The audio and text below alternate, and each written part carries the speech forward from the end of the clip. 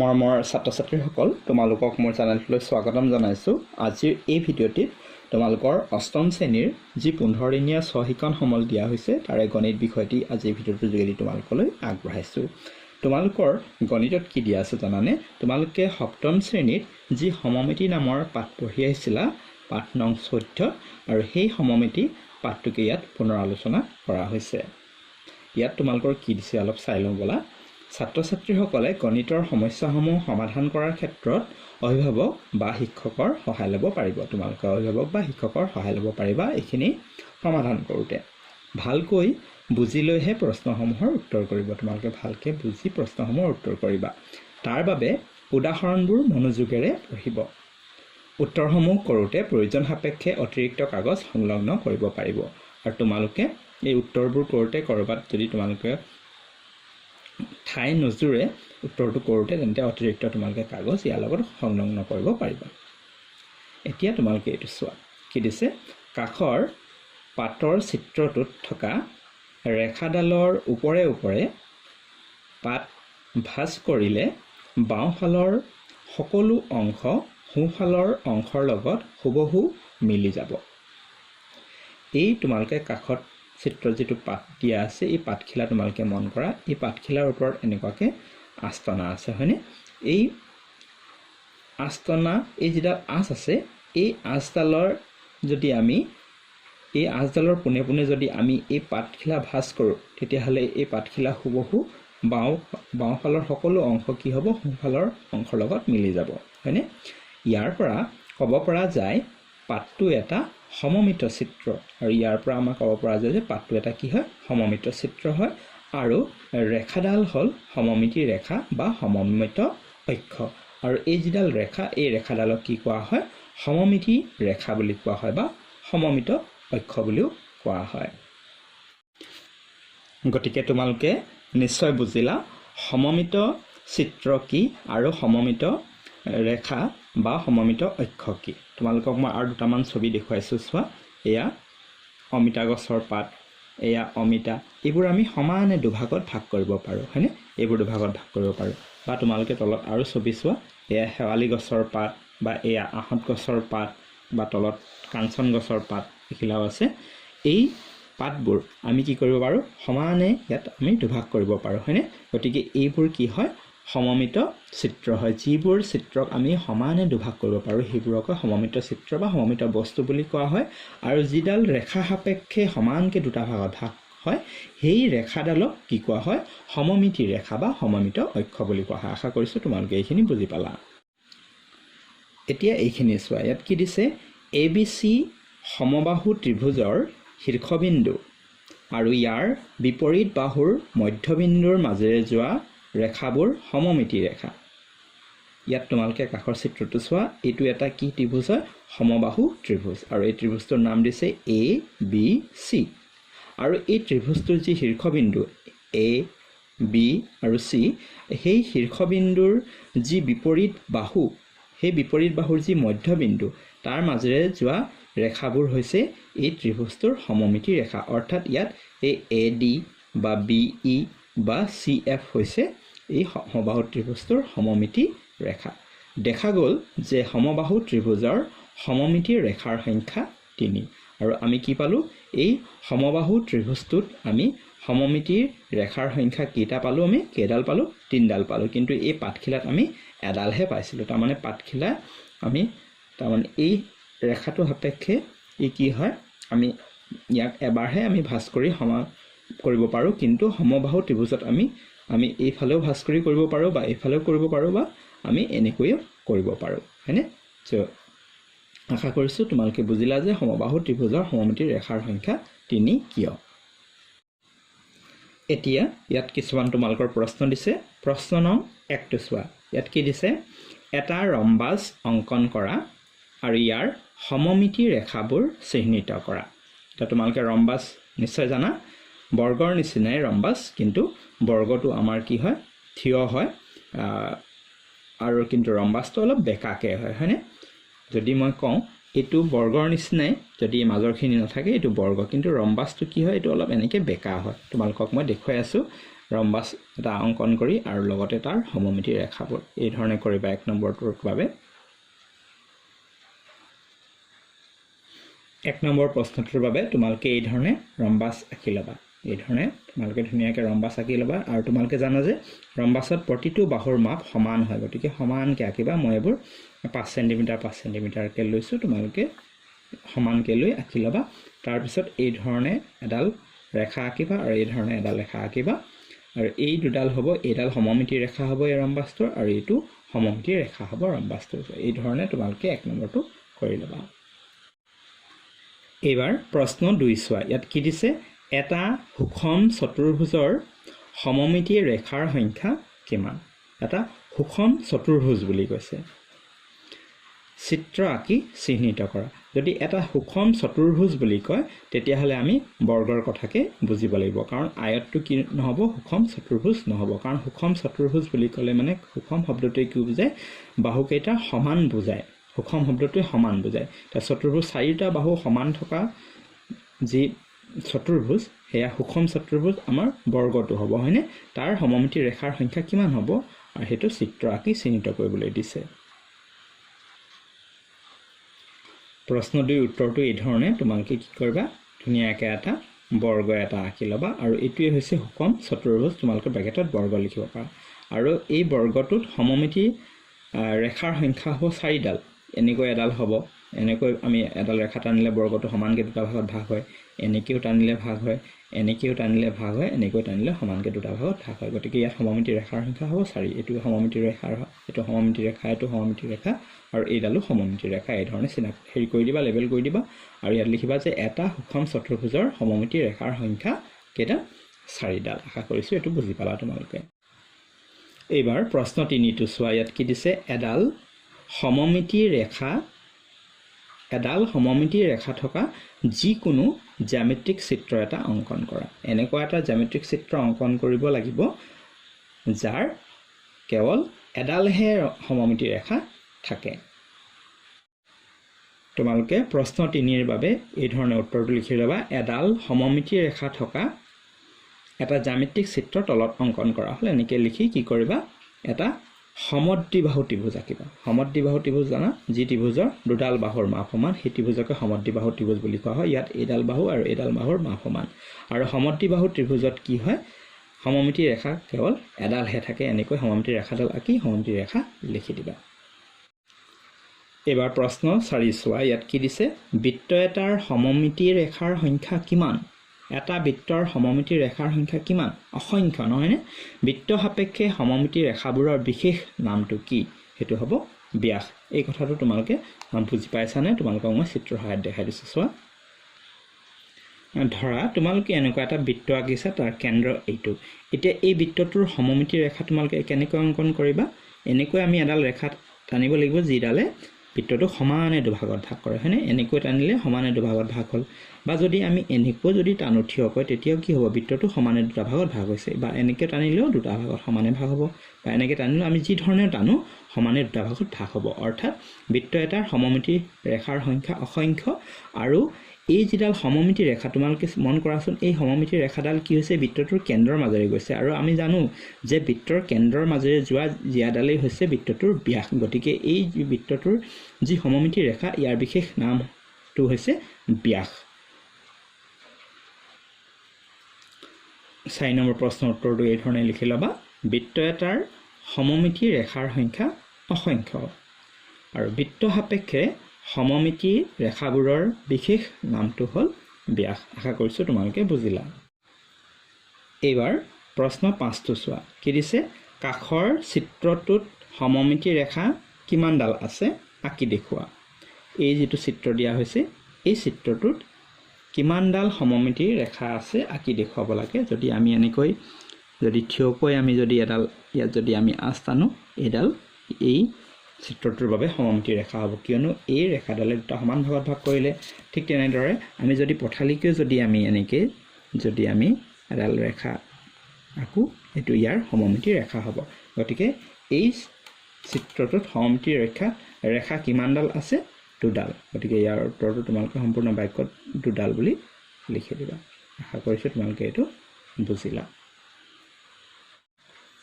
এইবাৰ প্ৰশ্ন 6 চোৱা ইয়াত কি দিছে তলৰ চিত্ৰসমূহৰ পৰা সমমিত আৰু অসমমিত চিত্ৰবোৰ বাছি উলিওৱা ইয়াত তোমালোকৰ 9টা চিত্ৰ দিছে ইয়াৰ পৰা কোনবোৰ সমমিত আৰু কোনবোৰ অসমমিত হ'ব বাছি উলিয়াব লাগে প্ৰথমটো কি হ'ব চোৱা প্ৰথমটো অসমমিত হ'ব তাৰ পিছত এটো সমমিত হ'ব যদি আমি এনেকৈ যদি আমি হেৰি কৰো তেতিয়াহলে এটো দুটা সমান ভাগত ভাগ হৈছে এটো সমমিত হ'ব একেদৰে এটো সমমিত হ'ব এটো সমমিত হ'ব এটো সমমিত নহয় এটো সমমিত নহব এটো সমমিত হ'ব এই ধৰণে বা এই ধৰণে কৰিব পাৰা এটো সমমিত হ'ব এটো সমমিত নহয় গতিকে উত্তৰ আমাৰ সমমিত চিত্ৰ কোনবোৰ হ'ব ইয়াত লিখিব লাগিব আৰু অসমমিত চিত্ৰ কোনবোৰ ইয়াত লিখিব লাগিব আমি নম্বৰবোৰ লিখি দিম ইয়াত সমমিত চিত্ৰ কোনবোৰ হ'ব আমাৰ 2 নম্বৰটো হ'ব সমমিত তাৰ পিছত আমাৰ 3 4 7 8 আৰু অসমমিত 1 5 6 আৰু এই 9টো আশা কৰিছো এইখিনি তোমালোকে বুজিলা এবাৰ তোমালোকৰ 7 নম্বৰ প্ৰশ্নটো চোৱা ইয়াত কি দিছে তলৰ উক্তিসমূহৰ পৰা শুদ্ধ উত্তৰটো ৰাখি অশুদ্ধ অংশটো কাটি দিয়া শুদ্ধটো ৰাখি অশুদ্ধটো আমাৰ কাটি দিবলৈ কৈছে এই সমবাহু ত্ৰিভুজৰ সমমিতি ৰেখাডালেই ত্ৰিভুজটোৰ উন্নতি অবলিক মধ্যমা এতিয়া ইয়াত আমাৰ কি কৈছে যে শুদ্ধটো ৰাখি অশুদ্ধ কাটিবলৈ কৈছে কিন্তু এ নম্বৰটো যদি চোৱা ইয়াত কি হ'ব সমমিতি ত্ৰিভুজৰ সমমিতি ৰেখাডালেই ত্ৰিভুজটোৰ উন্নতিও হয় মধ্যমাও হয় কেনেকৈ তোমালোকে চোৱা যত ধৰা এটো এটা সমবাহু ত্ৰিভুজ আৰু ইয়াৰ সমমিতি ৰেখা এডাল হ'ব নহয় নে এতিয়া এই যেডাল সমমিতি ৰেখা ই কি কৰিছে এই শীৰ্ষবিন্দুটো যেটো বিপৰীত বাহু ইয়াৰ মধ্যবিন্দুটো সংযোগ কৰিছে আৰু মধ্যমা কাক কোৱা হয় যি এটা ত্ৰিভুজৰ শীৰ্ষবিন্দু আৰু তাৰ বিপৰীত বাহুৰ মধ্যবিন্দু সংযোগী ৰেখাডালকে মধ্যমা বুলি কোৱা হয় আৰু ঠিক তেনেদৰে উন্নতিটো হৈছে এটা ত্ৰিভুজৰ যেটো উচ্চতা বা এটা শীৰ্ষবিন্দুৰ পৰা তাৰ বিপৰীত বাহুৰলৈ লম্ব ৰেখাডালকে কি বুলি কোৱা হয় উন্নতি বুলি কোৱা হয় কিন্তু ইয়াত এই সমমিতি ৰেখাডালে ই মধ্যমাও হৈছে উন্নতিও হৈছে গতিকে ইয়াত দুয়োটাই শুদ্ধ হ'ব নম্বৰ বি অৰ্ধবৃত্তৰ সমমিতি ৰেখাৰ সংখ্যা 1 একাধিক এটো অৰ্ধবৃত্ত সমমিতি ৰেখাৰ সংখ্যা কেইডাল হয় অৰ্ধবৃত্ত এটা তোমালোকে চোৱা এটো এটা অৰ্ধবৃত্ত মানে বৃত্তৰ আধাটা মানে ইয়াৰ সমমিতি হেৰি কি হ'ব এডাল নহব জানো গতিকে এডাল হ'ব অৰ্ধবৃত্ত সমমিতি ৰেখাৰ সংখ্যা 1 হ'ব একাধিক নহয় গতিকে একাধিকটো তোমালোকে কাটি দিবা সি অৰ্ধবৃত্তৰ সমমিতি ৰেখাডালেই বৃত্তটোৰ ব্যাস নে ব্যাসাৰ্ধ এই অৰ্ধবৃত্তটো চোৱা এটো কেন্দ্ৰ নহয় জানো আৰু ইয়াৰ পৰা ইয়ালৈকে এটো কি হ'ব ব্যাসাৰ্ধ গতিকে অৰ্ধবৃত্তৰ সমমিতি ৰেখাডালেই বৃত্তটোৰ কি হ'ব ব্যাসাৰ্ধ ব্যাস নহয় গতিকে এটো কাটি দিবা ডি এডালু সমমিতি ৰেখা নথকা ত্ৰিভুজটো হ'ল সমবাহু সমদ্বিবাহু বিষমবাহু এডালু সমমিতি ৰেখা নথকা ত্ৰিভুজটো হৈছে বিষমবাহু সমবাহু নহয় সমবাহুৰ 3ডাল থাকে সমদ্বিবাহুৰ এডাল থাকে বিষমবাহুৰ নাথাকে নম্বৰ ই এটা সুষম খৰভুজৰ সমমিতি ৰেখাৰ সংখ্যা কেইডাল 4ডাল 5ডাল 6ডাল 7ডাল 6ডাল এই 4 আৰু 5 আৰু 7টো কাটি দিবা তাৰ মানে এটা সুষম খৰভুজ বুলি ক'লে ইয়াত বাহু 6টা থাকে খৰভুজৰ সমমিতিৰ সংখ্যা কিমান হয় 6 হয় আমি এতিয়ালৈকে যিবোৰ কথা আলোচনা কৰিলো সেইবোৰ আছিল ৰৈখিক সমমিতি এতিয়া আমি জানিম ঘূৰ্ণন সমমিতি কি ঘূৰ্ণন কেন্দ্ৰ কি আৰু ঘূৰ্ণন কোণ কি এতিয়া চোৱা আকৃতি বা বস্তু এটা কোনো বিন্দু সাপেক্ষে ঘূৰালে সম্পূৰ্ণ এপাক নহওঁতেই যদি পূৰ্বৰ অৱস্থানৰ সৈতে একে দেখা যায় তেন্তে তেনেকুৱা আকৃতি বা বস্তু ঘূৰ্ণন সমমিতিত থকা বুলি কোৱা হয় আকৃতি বা বস্তুটোৱে যেটো বিন্দুত কেন্দ্ৰ কৰি ঘূৰে সেই বিন্দুটোক আকৃতি বা বস্তুটোৰ ঘূৰ্ণন কেন্দ্ৰ বা আৱৰ্তন কেন্দ্ৰ বোলা হয় আকৌ যেতিয়া বস্তু এটাই তাৰ কোনো বিন্দু সাপেক্ষে ঘূৰে সেই ঘূৰ্ণন কেন্দ্ৰটোৰ বাহিৰে বস্তুটোত থকা আন সকলো বিন্দুৱে নিজৰ নিজৰ অৱস্থান সলনি কৰে যিকোনো বিন্দুৰ প্ৰাথমিক আৰু অন্তিম অৱস্থান দুটাই ঘূৰ্ণন কেন্দ্ৰৰ সৈতে কৰা কোণটোক বস্তুটোৰ ঘূৰ্ণন কোণ বোলা হয় এটা তোমালোকে এইখিনি বুজি পাইছানে যে ঘূৰ্ণন সমমিতি কেনেকুৱা বস্তুবোৰক কোৱা হয় ধৰা এটা যিকোনো এটা বস্তু আছে তোমালোকক মই দেখুৱাইছো ৰবা তোমালোকে এই চকৰিটো চোৱা ইয়াত কি লিখা আছে চোৱাচোন চকৰি এটাক নিৰ্দিষ্ট বিন্দু সাপেক্ষে 90 ডিগ্ৰী কোণ কৰি ঘূৰালে 4টা ক্ৰমৰ পাছত আকৌ আগৰ নিচিনা অৱস্থান পোৱা যাব এই চকৰিটো তোমালোকে ভালদৰে মন কৰা ইয়াত কি দিয়া আছে A B C D এইখিনি দিয়া আছে তোমালোকে ভালকৈ মন কৰিবা তাৰ পিছত কি হৈছে এই চকৰিটো 90 ডিগ্ৰী ঘূৰোৱা হৈছে এনেকৈ ঘূৰা হৈছে এই A টো ক'ত আহিছে ইয়াত আহিছে চোৱা তাৰ পিছত এই A টো ক'ত গৈছে ইয়াত গৈছে তাৰ পিছত এই A টো ক'ত গৈছে ইয়াত গৈছে তাৰমানে এইটো ইয়াত গৈছে তাৰ পিছত এই A টো পুনৰ ইয়াত আহিছে তাৰমানে এই যেটো আগৰ অৱস্থান আছিল সেই আগৰ অৱস্থানৰ নিচিনা হৈছে গৈ সো এই যে বস্তুটো এইটো এটা ঘূৰ্ণন সমমিতিৰ উদাহৰণ হয় আৰু চকৰিটোৰ ঘূৰ্ণন কোণ হৈছে 90 ডিগ্ৰী কাৰণ ই যেতিয়া এপাক আমি এনেকৈ ঘূৰাইছো 90 ডিগ্ৰী তেতিয়া হি আগৰ নিচিনাই দেখিবলৈ হৈছেগে নহয়নে তো চকৰিটোৰ ঘূৰ্ণন কেন্দ্ৰটো হৈছে মাজৰ বিন্দুটো আৰু ইয়াৰ ঘূৰ্ণন বিন্দু বা ঘূৰ্ণন কেন্দ্ৰ হৈছে এই মাজৰ বিন্দুটো আনহাতে চকৰিটো ঘূৰ্ণন সম্পূৰ্ণ এপাক ঘূৰাওঁতে মুঠ 4 বাৰ পূৰ্বৰ অৱস্থানৰ সৈতে একে দেখা গৈছে গতিকে চকৰিটোৰ ঘূৰ্ণন ক্ৰম হ'ব 4 আৰু যেতিয়া চকৰিটো ঘূৰোৱা হৈছে সম্পূৰ্ণ এপাক ঘূৰাওঁতে কেইবাৰ ঘূৰাব লগা হ'ল 4 বাৰ হয়নে এবাৰ দু এইটো আছিল এবাৰ দুবাৰ তিনিবাৰ 4 বাৰ ঘূৰাওঁতে ই পূৰ্বৰ অৱস্থানৰ সৈতে একে দেখা গ'ল গতিকে চকৰিটোৰ ঘূৰ্ণন ক্ৰম হ'ব 4 এতিয়া তোমালোকে এই বৰ্গৰটোৰ কৰিলে তোমালোকে নিজেই বুজি পাবা ইয়াত কি দিছে তলৰ এটা বৰ্গৰ ঘূৰ্ণন লক্ষ্য কৰা আৰু উত্তৰ দিয়া এই বৰ্গটো তোমালোকে এটা ভালকৈ লক্ষ্য কৰাচোন এই বৰ্গটোত ইয়াত আছে p তাৰ পিছত কি হৈছে এই p টো আহিল ইয়াত তাৰ মানে এটো ঘড়ীৰ কাটাৰ দিশত ঘূৰিছে দেই এই চকৰিটো ঘড়ীৰ কাটাৰ বিপৰীত দিশত এনেকৈ ঘূৰিছিল ঘড়ীৰ কাটাৰ বিপৰীত দিশত ঘূৰিছিল আৰু এই বৰ্গটো ঘূৰি আছে ঘড়ীৰ কাটাৰ দিশত 90 ডিগ্ৰীটো ইয়াত আহিল p বিন্দুটো ইয়াত আহিল তাৰ পিছতে p বিন্দুটো ইয়াত গ'ল তাৰ পিছতে p বিন্দুটো ইয়াত গ'ল তাৰ পিছতে p বিন্দুটো ইয়াত গ'ল মানে এই আগৰ অৱস্থানত পালেহি হয়নে আশা কৰিছো বুজিছা এইখিনি তোমালোকে কেনেকৈ ঘূৰিছে এটা বৰ্গৰ p বিন্দুটো এটা চুক বা কৰ্নাৰ আৰু c বিন্দুটোক ইয়াৰ কেন্দ্ৰ হিচাপে ধৰি 90 ডিগ্ৰী ঘূৰাৰ পাছত ই পুনৰ আগৰ অৱস্থান পাব হয়নে 90 ডিগ্ৰী ঘূৰাৰ পিছত ই পুনৰ আগৰ অৱস্থান পাব এটা প্ৰশ্ন কেইটামান দিছে তোমালোকৰ নম্বৰ A কি দিছে যে ঘূৰ্ণন সমমিতিৰ ক্ৰমৰ সংখ্যা কিমান সো কেইবাৰ ঘূৰাওঁতে আগৰ অৱস্থান পালে আগৰটোৰ চকৰিটোৰ দৰে 4 বাৰ হয়নে এবাৰ দুবাৰ তিনিবাৰ 4 বাৰ ঘূৰাওঁতে আগৰ পূৰ্বৰ অৱস্থানটো পাইছে গতিকে ঘূৰ্ণন সমমিতিৰ ক্ৰম হ'ব 4 তাৰ পিছত আৱৰ্তনৰ কোণৰ পৰিমাণ কি এই যে ঘূৰিছে এই কোণৰ পৰিমাণটো কি এই কোণৰ পৰিমাণটো হ'ব 90 ডিগ্ৰীকে ঘূৰিছে হয়নে তাৰ পিছত ঘূৰ্ণনৰ কেন্দ্ৰটো লিখা ইয়াত ঘূৰ্ণনৰ কেন্দ্ৰটো কি ঘূৰ্ণনৰ কেন্দ্ৰটো c গতিকে ইয়াত তোমালোকে লিখি দিবা c কোনটো দিশত ঘূৰ্ণন হৈছে ঘড়ীৰ কাটাৰ দিশত হয়নে ইয়াত লিখি দিবা তোমালোকে ঘড়ীৰ কাটাৰ দিশত ঘড়ীৰ কাটাৰ দিশত আশা কৰিছো তোমালোকে এটো বুজিলা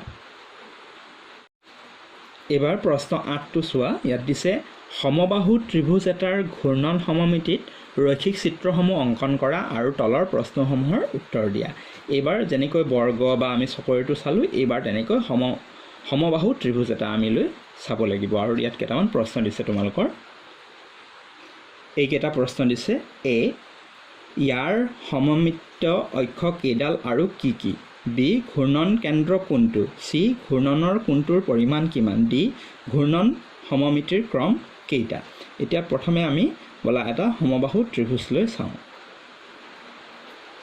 তোমালোকে এই ধৰণে কি কৰিবা এটা সমবাহু ত্ৰিভুজ অঙ্কন কৰি লবা তোমালোকে জানা সমবাহু ত্ৰিভুজ বুলি ক'লে প্ৰতিটো বাহুৰ মাপ সমান হ'ব আৰু সমবাহু ত্ৰিভুজটোৰ নামাকৰণ কৰিবা A B C নামেৰে আৰু ইয়াৰ সমমিতি যিবোৰ অক্ষ বা ৰেখা সেইবোৰ এনেকৈ অঙ্কন কৰি লবা তিনডাল থাকে তোমালোকে জানা ইয়াত D দিবা ইয়াত E F D E F দিবা তাৰমানে A D B E আৰু C F হ'ব আৰু এইবোৰ সমমিতি ৰেখা বুলি এনেকৈ লিখি দিবা আৰু এইবোৰ 120 ডিগ্ৰী কোণত কি হ'ব ঘূৰিব 120 ডিগ্ৰী কোণত ঘূৰালে মানে একেই দেখা যাব আৰু ইয়াত আমি কেন্দ্ৰটো দিম O এতিয়া আমাৰ যিকিটা প্ৰশ্ন আছিল তাৰ প্ৰশ্নটোৰ উত্তৰ আমি এটা কৰিব পাৰিম চোৱা ইয়াৰ সমমিত অক্ষ কেইডাল আৰু কি কি সো আমি সমমিত অক্ষ আমি কেইডাল পালো আমি 3ডাল পালো নহয় নে সমবাহু ত্ৰিভুজৰ গতিকে ইয়াত লিখি দিবা 3ডাল সমমিত অক্ষ 3ডাল হ'ব আৰু কি কি আমি কি পালো আমি নামাকৰণ কৰি থৈছো ছবিত AD BE আৰু CF ঘূৰ্ণন কেন্দ্ৰ কোনটো আমি অ দিছোঁ, গতিকে এইটো অ লিখিবা। ঘূৰ্ণনৰ কোণটোৰ পৰিমাণ কিমান? ঘূৰ্ণনৰ কোণটোৰ পৰিমাণ কিমান? 120 ডিগ্ৰী লিখিবা। ঘূৰ্ণন সমমিতিৰ ক্ৰম কেইটা? ক্ৰম 3টা। 3বাৰ ঘূৰোৱাৰ পিছত ই আগৰ অৱস্থানলৈ আহে। এইবাৰ প্ৰশ্ন 9 চোৱা। ইয়াত কি দিছে? 5 চেণ্টিমিটাৰ দীঘ আৰু 3 চেণ্টিমিটাৰ প্ৰস্থ বিশিষ্ট এটা আয়ত অংকন কৰি ইয়াৰ সমমিতি ৰেখা আৰু ঘূৰ্ণন কেন্দ্ৰটো চিহ্নিত কৰা। ঘূৰ্ণন কোণটোৰ পৰিমাণ কিমান? এটা আয়ত অংকন কৰিব লাগিব, দীঘ 5 চেণ্টিমিটাৰ আৰু প্ৰস্থ 3 চেণ্টিমিটাৰ। তাৰপিছত আয়তটো অংকন কৰি তাৰ সমমিতি ৰেখাটো আমি দেখুৱাব লাগিব আৰু লগতে ঘূৰ্ণন কেন্দ্ৰটো চিহ্নিত কৰিব লাগিব আৰু ঘূৰ্ণন কোণটোৰ পৰিমাণটো আমি লিখিব লাগিব। ইয়াৰ বাবে তোমালোকে এই ধৰণে এটা আয়ত অংকন কৰি ল'বা আৰু ইয়াৰ তোমালোকে দিশটো ল'বা 5 চেণ্টিমিটাৰ আৰু প্ৰস্থটো ল'বা 3 চেণ্টিমিটাৰ আৰু আয়তটো নামাকৰণ কৰি দিবা ABCD বুলি আৰু এই কেন্দ্ৰটো O দিবা আৰু ইয়াৰ সমমিতি ৰেখা এডাল হ'ব, নহয়নে? কোঠালিকৈ আমি এনেকৈ টানিলেই আয়তটো দুভাগ সমান ভাগত ভাগ হ'ব বা উলম্বকৈ টানিলে সমানকৈ দুটা ভাগত ভাগ হ'ব। এই দুটা হ'ব সমমিতি ৰেখা আৰু ইয়াত ঘূৰ্ণন কোণটোৰ পৰিমাণ কিমান হ'ব? 180 ডিগ্ৰী হ'ব আৰু দুবাৰ ঘূৰোৱাৰ পিছত ই পুনৰ আগৰ অৱস্থাটোলৈ আহিব। এইবাৰ প্ৰশ্ন 10 চোৱা। ইয়াত কি দিছে? নিম্নোক্ত আকৃতিসমূহৰ ঘূৰ্ণন কেন্দ্ৰ সাপেক্ষে ঘূৰ্ণন সমমিতি ক্ৰম লিখা। এতিয়া এই যিবোৰ আকৃতি দিয়া আছে, এই আকৃতিবোৰৰ যিবোৰ ঘূৰ্ণন কেন্দ্ৰ দিয়া আছে, সেই ঘূৰ্ণন কেন্দ্ৰ সাপেক্ষে ঘূৰ্ণন সমমিতি ক্ৰমটো আমাৰ লিখিব লাগিব। চ' ইয়াৰ যিটো ক্ৰম, প্ৰথম ছবিটোৰ ক্ৰম কিমান হ'ব? ইয়াৰ হ'ব 1। আমি এক ভাগ ঘূৰালে আমি কি পাম? আগৰ হেৰিটো পাম। গতিকে ইয়াৰ ক্ৰমটো হ'ব 1 নম্বৰ ছবিটোৰ বাবে হ'ব 1। তাৰপিছত 2 নম্বৰটো যদি চোৱা, ইয়াৰ হ'ব 2। তাৰপিছত 3 নম্বৰটোত 2 হ'ব, 4 নম্বৰটোত কি হ'ব? 4, 5 নম্বৰটোত 3, 6 নম্বৰটোত হ'ব 8, 7 নম্বৰটোত 1, 8 নম্বৰটোত 2, 9 নম্বৰটোত 1, 10 নম্বৰত আমাৰ হ'ব 5 আৰু 11 নম্বৰত 6 আৰু 12 নম্বৰত 3। আশা কৰিছোঁ তোমালোকে এইখিনি বুজিলা। এইবাৰ 11 প্ৰশ্নটো চোৱাত দিছে, এটা চতুৰ্ভুজ আঁকা যাৰ সমমিতি ৰেখা আৰু ঘূৰ্ণন সমমিতিৰ ক্ৰম 1।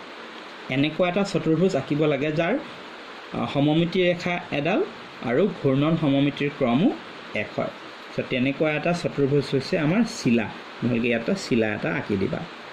এনেকৈ কৰি ধুনীয়াকৈ তোমালোকে হেৰিৰে স্কেলেৰে আঁকিবা। মই এনেকৈ হাতেৰে তোমালোকক আঁকি দেখুৱাই দিছোঁ।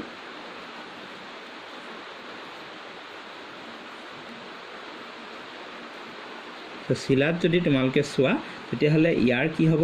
যি সমমিতি ৰেখা আমাৰ, সেই আমি কি পাম? এডাল পাম, নহয়নে? এডাল আমি সমমিতি ৰেখা পাম আৰু ইয়াৰ যি ঘূৰ্ণন সমমিতিৰ ক্ৰম, এইটো 1 হ'ব। তাৰমানে এক পাক ঘূৰালে এবাৰহে আমি এপাকতহে, সম্পূৰ্ণ এপাকতহে আমি পূৰ্বৰ অৱস্থাটো পামহি। গতিকে ইয়াৰ আনচাৰটো হ'ব এই চিলাটো। ইয়াত কি দিছে তোমালোকে চোৱা, মন কৰা। সুষম বহুভুজৰ বাহুৰ সংখ্যাই হ'ল সমমিতি ৰেখাৰ সংখ্যা। সেইটো বুজিছানে? তোমালোকে আগত আমি যিবোৰ সমবাহু ত্ৰিভুজ চালোঁ, তাত সমবাহু ত্ৰিভুজৰ বাহু কেইডাল আছিল? 3ডাল আছিলে। বাহু 3ডাল সমান আছিলে, গতিকে তাত সমমিতি ৰেখাৰ সংখ্যা 3 আছিলে। বৰ্গত কি আছিলে? বৰ্গৰ বাহু 4ডাল, গতিকে তাৰ সমমিতি ৰেখাৰ সংখ্যাও 4। গতিকে এই প্ৰশ্ন 12ত যি তালিকা এখন দিয়া আছে, তালিকাখন সেইধৰণে পূৰ কৰিব লাগিব। সুষম বহুভুজৰ নামবোৰ ইয়াত দিয়া আছে, যেনে বৰ্গ, সমবাহু ত্ৰিভুজ, সুষম ষড়ভুজ, সুষম দশভুজ, সুষম পঞ্চভুজ আৰু সুষম অষ্টভুজ। আৰু সমমিতি ৰেখাৰ সংখ্যাটো লিখিব লাগিব। বৰ্গৰ সমমিতি ৰেখাৰ সংখ্যা হ'ব আমাৰ 4, যিহেতু বৰ্গৰ বাহু 4টা থাকে। সমবাহু ত্ৰিভুজত হ'ব 3। সুষম খৰভুজ বুলি ক'লে 6, 6 হ'ব। সুষম দশভুজ, 10 হ'ব। তাৰপিছতে পঞ্চভুজ 5 হ'ব আৰু সুষম অষ্টভুজত 8 হ'ব। আশা কৰিছোঁ এইখিনি তোমালোকে বুজিলা। এইবাৰ প্ৰশ্ন 13টো চোৱা। ইয়াত কি দিছে? ইংৰাজী বৰ্ণমালা S, যিটো S আখৰ আছে, সেই S বৰ্ণটোৰ ঘূৰ্ণন সমমিতি ক্ৰম কেইটা? ইয়াৰ ৰৈখিক সমমিতি আছেনে? ইয়াৰ ৰৈখিক সমমিতি আছেনে? Sৰ ৰৈখিক সমমিতি নাইকিয়া, নহয়নে? আৰু ইয়াৰ যি ঘূৰ্ণন সমমিতিৰ ক্ৰম, সেইটো কিমান হ'ব? 2 হ'ব, হয়নে? আমি দুবাৰ কি পাওঁ? আমি এই Sটো আমি দুবাৰ ঘূৰোৱাৰ পিছত আমি পুনৰ পূৰ্বৰ অৱস্থাটো পাওঁহে। গতিকে ইংৰাজী বৰ্ণমালা S বৰ্ণটোৰ ঘূৰ্ণন সমমিতিৰ ক্ৰম কেইটা হ'ব? ক্ৰম হ'ব দুটা আৰু ইয়াৰ ৰৈখিক সমমিতি আছেনে ইয়াৰ উত্তৰটো হ'ব নাই তোমালোকে এইটো সম্পূৰ্ণ বাক্যত ধুনীয়াকৈ লিখি ল'বা এবাৰ প্ৰশ্ন 14টো চোৱা ইয়াত কি দিছে এটা তালিকা দিছে নিম্নোক্ত তালিকাখন সম্পূৰ্ণ কৰা এই তালিকাখন তোমালোকৰ সম্পূৰ্ণ কৰিব লাগিব ইয়াত কি দিছে এফালে আকৃতিৰ নাম দিছে আয়ত বৰ্গ ৰম্বাস সামান্তৰিক ট্ৰেপিজিয়াম সুষম ত্ৰিভুজ সমবাহু ত্ৰিভুজ সমদ্বিবাহু ত্ৰিভুজ বিষমবাহু ত্ৰিভুজ বৃত্ত আৰু অৰ্ধবৃত্ত এইটো মোৰ ভুল হৈছে সুষম ত্ৰিভুজ নহ'ব এইটো হ'ব সুষম পঞ্চভুজ এইখিনি হ'ল আমাৰ আকৃতিৰ নাম দিয়া আছে এফালে ঘূৰ্ণন কেন্দ্ৰৰ অৱস্থান এই আকৃতিবোৰৰ ঘূৰ্ণন কেন্দ্ৰটো ক'ত থাকে সেইটো লিখিব লাগিব আৰু ঘূৰ্ণন কোণবোৰ আমি ইয়াত লিখিব লাগিব আৰু ঘূৰ্ণন সমমিতিৰ ক্ৰমবোৰ আমি লিখি এই তালিকাখন পূৰ কৰিব লাগিব তালিকাখন তোমালোকে এই ধৰণে পূৰ কৰি ল'বা আয়তৰ ঘূৰ্ণন কেন্দ্ৰৰ অৱস্থানটো কি হ'ব আয়তটোৰ যি দুই কৰ্ণৰ ছেদবিন্দু তাত তাৰ ঘূৰ্ণন কেন্দ্ৰৰ অৱস্থান হ'ব আৰু ঘূৰ্ণন কোণবোৰ হ'ব 180 ডিগ্ৰী আৰু 360 ডিগ্ৰী দুবাৰ ঘূৰাব লাগিব আমি তেতিয়া দুবাৰ ঘূৰোৱাৰ পিছত আমি আয়তটোৰ পূৰ্ব অৱস্থান পামগে আৰু সেইবাবে ইয়াৰ ঘূৰ্ণন সমমিতিৰ ক্ৰম হ'ব 2 একেদৰে বৰ্গৰ ঘূৰ্ণন কেন্দ্ৰ হ'ব দুই কৰ্ণৰ ছেদবিন্দু আৰু ঘূৰ্ণন কোণবোৰ হ'ব 90 ডিগ্ৰী 180 ডিগ্ৰী 270 ডিগ্ৰী আৰু 360 ডিগ্ৰী আৰু ঘূৰ্ণন সমমিতিৰ ক্ৰম হ'ব 4 ৰম্বাসৰো সেই একেই দুই কৰ্ণৰ ছেদবিন্দু ঘূৰ্ণন কোণবোৰ 180 ডিগ্ৰী আৰু 360 ডিগ্ৰী আৰু ঘূৰ্ণন সমমিতিৰ ক্ৰম 2 সামান্তৰিক দুই কৰ্ণৰ ছেদবিন্দু ঘূৰ্ণন কেন্দ্ৰৰ অৱস্থান ঘূৰ্ণন কোণবোৰ 180 ডিগ্ৰী আৰু 360 ডিগ্ৰী আৰু ঘূৰ্ণন সমমিতিৰ ক্ৰম 2 ট্ৰেপিজিয়াম দুই কৰ্ণৰ ছেদবিন্দু ঘূৰ্ণন কোণবোৰ 360 ডিগ্ৰী এবাৰে ঘূৰাওঁতে আমি ট্ৰেপিজিয়াম সম্পূৰ্ণ ঘূৰাব লাগিব তেতিয়া ট্ৰেপিজিয়ামৰ পূৰ্ব অৱস্থানটো পাম আমি আৰু সেইবাবে ইয়াৰ ঘূৰ্ণন সমমিতিৰ ক্ৰম হ'ব 1 তাৰপিছত সুষম পঞ্চভুজৰ কৰ্ণৰ যিবোৰ ছেদবিন্দু কৰ্ণবোৰৰ যি ছেদবিন্দু সেইটো হ'ব আৰু ইয়াৰ ঘূৰ্ণন কোণবোৰ হ'ব 72 ডিগ্ৰী 144 ডিগ্ৰী 216 ডিগ্ৰী 288 ডিগ্ৰী আৰু 360 ডিগ্ৰী আৰু ঘূৰ্ণন সমমিতিৰ ক্ৰম হ'ব 5 একেদৰে সমবাহু ত্ৰিভুজৰ ঘূৰ্ণন কেন্দ্ৰৰ অৱস্থান হ'ব বাহুৰ যি লম্ব দ্বিখণ্ডক আছে তাৰ ছেদবিন্দু আৰু ঘূৰ্ণন কোণবোৰ হ'ব 120 ডিগ্ৰী 240 ডিগ্ৰী 360 ডিগ্ৰী আৰু ইয়াৰ ঘূৰ্ণন সমমিতিৰ ক্ৰম 3 সমদ্বিবাহু ত্ৰিভুজটোৰ যিকোনো বিন্দু হ'ব ইয়াৰ ঘূৰ্ণন কেন্দ্ৰৰ অৱস্থান আৰু ঘূৰ্ণন কোণবোৰ হ'ব 360 ডিগ্ৰী এটাই পাম আমি আৰু সেইবাবে ঘূৰ্ণন সমমিতিৰ ক্ৰম 1 বিষমবাহু ত্ৰিভুজত কি হয় ঘূৰ্ণন কেন্দ্ৰৰ অৱস্থানটো সেই ত্ৰিভুজত যিকোনো বিন্দু হ'ব আৰু ঘূৰ্ণন কোণবোৰ হ'ব 360 ডিগ্ৰী এটাই হ'ব আৰু ঘূৰ্ণন সমমিতিৰ ক্ৰম 1 আৰু বৃত্তৰ কি হ'ব ঘূৰ্ণন কেন্দ্ৰ হ'ব বৃত্তৰ কেন্দ্ৰটো আৰু ঘূৰ্ণন কোণৰ সংখ্যা হ'ব অসীম সংখ্যক ইয়াৰ ঘূৰ্ণন আমি কোণ পাম আৰু সেইবাবে ইয়াৰ ঘূৰ্ণন সমমিতিৰ ক্ৰম হ'ব অসীম আৰু অৰ্ধবৃত্তৰ ক্ষেত্ৰত কি হ'ব ঘূৰ্ণন কেন্দ্ৰ অৰ্ধবৃত্তটোৰ যিকোনো বিন্দু আৰু ঘূৰ্ণন কোণ হ'ব 360 ডিগ্ৰী আৰু ঘূৰ্ণন সমমিতিৰ ক্ৰম হ'ব 1 আশা কৰিছোঁ তোমালোকে এইখিনি বুজিলা মৰমৰ ছাত্ৰ ছাত্ৰীসকল আজিৰ ভিডিঅ'টো ইমানেই আছিল ভিডিঅ'টো কেনে পালা ভাল লাগিলে লাইক এটা কৰি দিয়া শ্বেয়াৰ কৰা তোমালোকৰ বন্ধু বান্ধৱীৰ মাজত যাতে সিহঁতে ভিডিঅ'টো পায় আৰু মোৰ চেনেলটো যদি প্ৰথম আহিছে তেন্তে চেনেলটো ছাবস্ক্ৰাইব কৰি ৰাখা যাতে আগলৈ এনেকুৱা ধৰণৰ ভিডিঅ'সমূহ পাই থাকা আৰু তোমালোকৰ এই 15 দিনীয়া ছয়খন সমলৰ যি ইয়াৰ পিছৰ আৰু এটা অংশ আছে গণিতৰ গোটা আকৃতিৰ দৃশ্যমান বুলি ক্লাছ 7ৰে 15 নম্বৰ যি অধ্যায় আছে তাৰ সেইটো ইয়াৰ মই নেক্সট ভিডিঅ'ত তোমালোকৰ বাবে লৈ আহিম আৰু তাৰ ভিডিঅ'ৰ লিংক এই ভিডিঅ'ৰ ডেছক্ৰিপশ্যন বক্সত তোমালোকে পাই যাবা ভিডিঅ'টো চোৱাৰ বাবে ধন্যবাদ জনালোঁ